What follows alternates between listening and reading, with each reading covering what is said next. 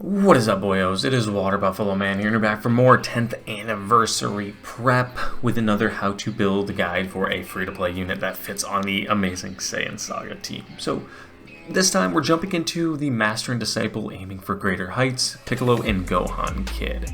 Their leader skill is useless, is AGL type key 3, HP attack defense 70%. You're not going to run them as their own individual leader.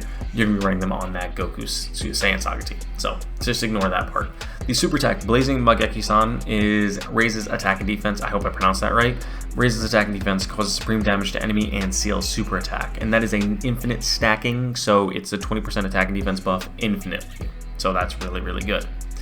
Goku is a bad one to underestimate, is the name of the passive skill, which is key +2 at start of turn, attack and defense of 30% per Saiyan Saga or Earth-bred fighters category ally on the team. So if you're running it on a 7-man team, that's 210%. I don't know if it counts itself. If it does, it's 210%. If not, it's 180. Plus an additional attack and defense of 150 when performing a super attack. Medium chance of performing a crit, if I remember right, is 30%. Plus an additional, so he has built-in 30% chance to crit. Plus an additional attack defense of 50%, launches an additional attack. There's a great chance of becoming a super attack when all allies are super class, which is what you're going to be running him on, is the Saiyan Saga team. That's free to play. So he's got a 70% chance to launch his second super on top of the additional attack that he's launching, which is great. And then reduces damage received by 20% when there's an ally whose name includes Goku on the team, which is if you're running him on the proper 130 leader, which you should be, more than likely you'll be getting that guaranteed 20% damage reduction right away. So he's guaranteed to launch an additional super, and that's additional, or no, I'm sorry, not additional super, the additional attack, which that additional attack has a great chance of becoming a super, so that's a 70% chance. So we can do a double super, and then if you build his passive properly, he could launch 3 supers in 1 turn, so that's 3 stacks, which is really nice. And then his link skills are pretty good across the board. He's got similar ones to what the Goku does. It's an all in the family. Brainiacs is pretty good. Courage is not bad. Solid support's pretty good. But the main ones you're going to be using a lot of these because literally the Krillin, Yamcha, and Tien all share a lot of links together, which is really good about this team is they share a lot of links together.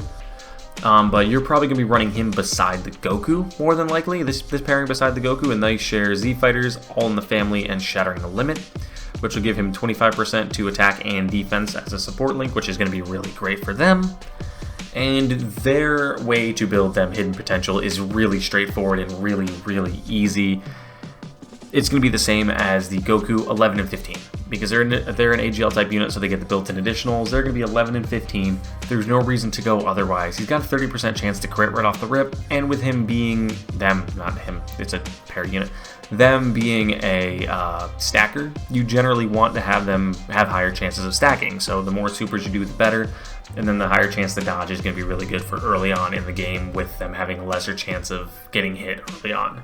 And having that 20% damage reduction all the time is going to be really good, especially being on the Goku team. So we're going to go 11 and 15, so it's going to be 6 top right, or top left, I'm sorry, for the addition, or for dodge, top 8 for additional in the left because of the built-in 5. And then the bottom right is going to be 9 dodge and 3 additional. So totally going to be 11, 0, and 15 again. I'm not giving him any crit from this. And then skill orbs, relatively the same as the Gokus. You can go crit additional or dodge additional. If you're really wanting, I favor more crit additional for these guys because of the fact that, like I said, they only have a 30% chance to crit versus the Goku's 59%. So I favor more crit addition or crit dodge for these guys. You can even go crit additional if you really wanted to, but dodge is going to probably be your best bet, especially since they're free to play units and they're a little lesser in terms of stats. As you can see, their stats are a little lower. These guys are not easy 8, so they're just base units right here. They're not easy 8 yet. I'm expecting that within the next year or 2, but it is Dokkan, so they could easy 8 next week. You don't know. But with the way these guys are now, I say additional dodge and then crit dodge for their skill orbs. But this one was really quick, really straightforward.